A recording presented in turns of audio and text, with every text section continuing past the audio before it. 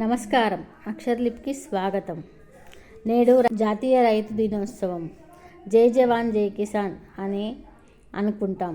అందులో ఒకటే కిసాన్ దివస్ అని ఈ రైతు దినోత్సవాన్ని కూడా పిలుస్తారు. ఇది రైతుల కృషి మరియు సహకారాన్ని గుర్తించడానికి అంకితమైన రోజు.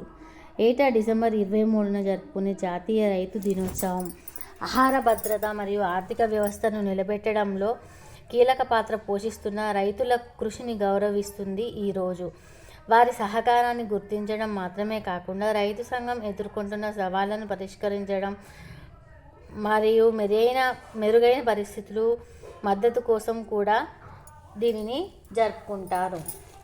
అలాగే దేశానికి అన్నం పెట్టే రైతన్న పడుతున్న కష్టాలను ఎలా అధిగమించాలో కూడా ఈ దినోత్సవానికి స్ఫూర్తిగా నిలుస్తుంది. వ్యవసాయ రంగంలో రైతుల పాత్ర చాలా కీలకంగా ఉంటుంది. వారు పనిచేయకపోతే మనకు అన్నం అనేది దొరకదు. కాబట్టి రైతు ఎంత అప్పుల పాలైనా కూడా తన పంటను పండించడం మర్చిపోడు. ఒక రైతు తన పొలాన్ని దున్ని, నారు వేసి, నీరు పెట్టి, మందులు చల్లి ఎంతో కష్టపడి పంటను అందిస్తాడు. ఆ పంటను మిల్లుకు తరలించి ఆ తర్వాత మనం తినే బియ్యం వరకు ఎంతో కృషి చేస్తాడు.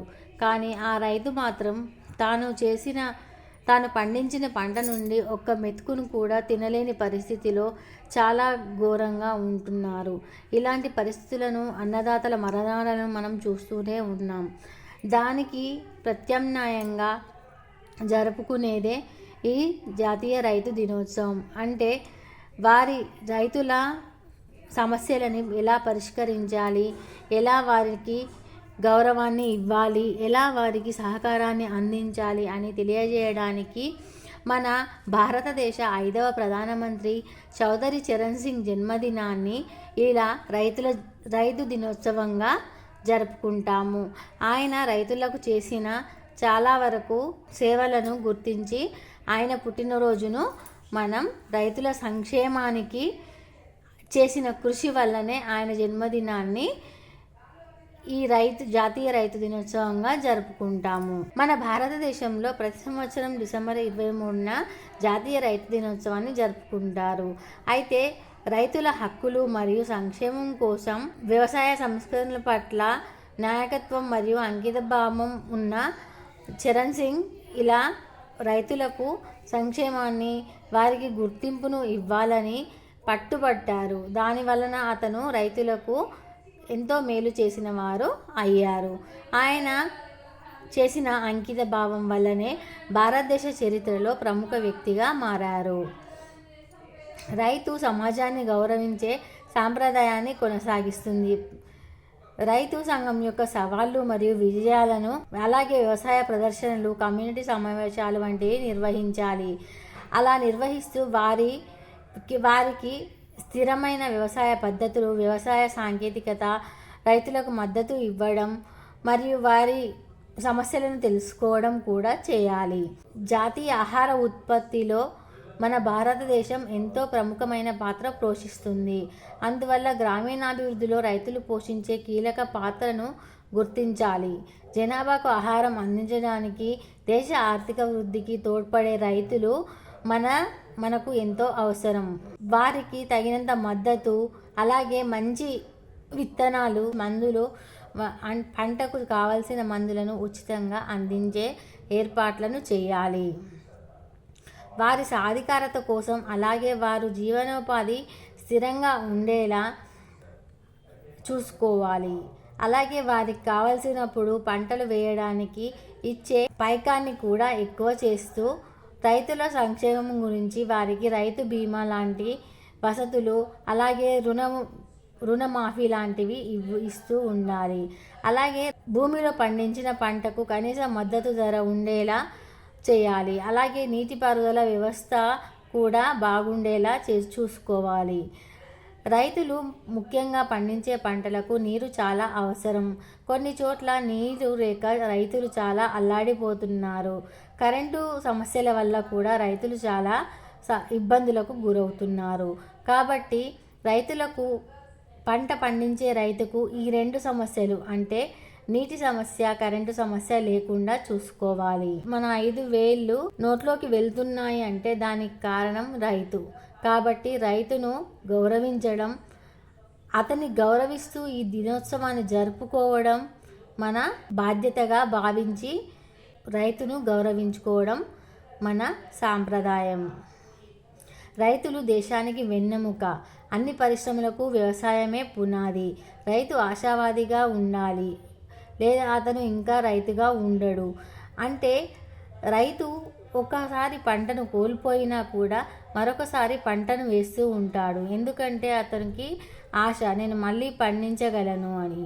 వ్యవసాయం ఒక ఆశ యొక్క వృత్తి.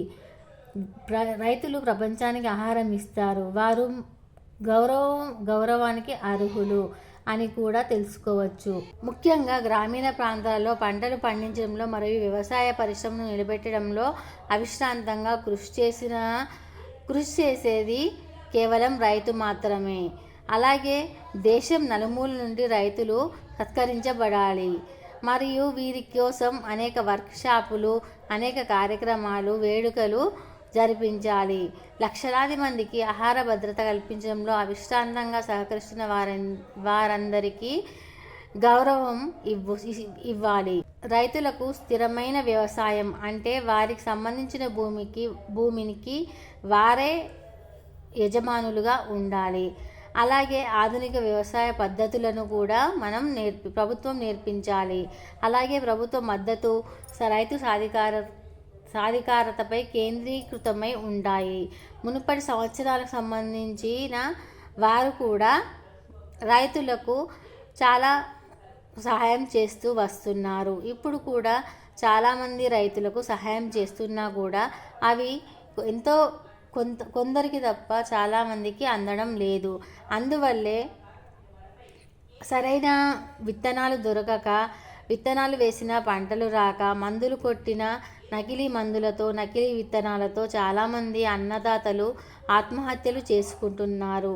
అలా ఆత్మహత్యలు చేసుకోకుండా వారికి సరైన మంచి విత్తనాలు, మంచి మందులు ఇస్తూ తగిన ధరకు అంటే మద్దతు ధరకు ఇస్తూ, అలాగే వారు పండించిన పంటకు కూడా మంచి మద్దతు ధరను కల్పించి ఆ పంటను కొనేలోపు వారి పంట వానలకు తడవకుండా, పాడవకుండా గిడ్డంగులను ఏర్పరిచి ఆ పంటను రైతు తన పంటను కాపాడుకునే విధంగా ప్రభుత్వం సహాయం చేయాలి. అలా చేయడం వల్ల రైతు దేశానికి వెన్నెముక అవుతాడు. ఎందుకంటే రైతు తన కోసం కాకుండా 10 మంది కోసం ఆలోచించి తన ఎన్నిసార్లు తను నష్టపోయినా కూడా మళ్ళీ పంటను వేస్తూనే ఉంటాడు.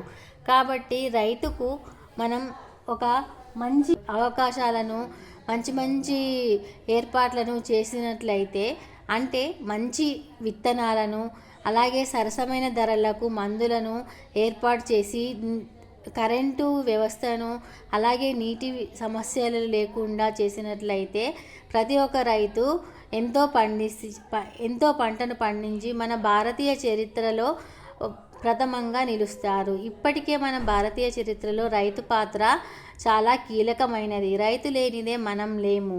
రైతు పంటను పండించకపోతే వచ్చే తరంలో అన్నం అంటే ఏమిటి అని అడగాల్సిన పరిస్థితి వస్తుంది. అలాగే ప్రతి మ్యూజియంలో ముందు తరాలకు మ్యూజియంలో రైతు అనేవాడు ఇలా ఉండేవాడు అనే చెప్పుకునే పరిస్థితి ఏర్పడకుండా మనం ఇప్పుడే జాగ్రత్తలు తీసుకుంటూ రైతుకు కనీస మద్దతు ధర, అలాగే కరెంటు, తగిన సాగునీరు ఇస్తే మనం రైతును కోల్పోకుండా ఉంటాము. జాతీయ రైతు దినోత్సవ శుభాకాంక్షలు తెలియజేస్తూ, మా వీడియో కనుక మీకు నచ్చినట్లయితే లైక్ చేయండి, షేర్ చేయండి, పక్కనే ఉన్న బెల్ గంటను యాక్టివేట్ చేసుకోవడం అస్సలు మర్చిపోవద్దు. ధన్యవాదాలు.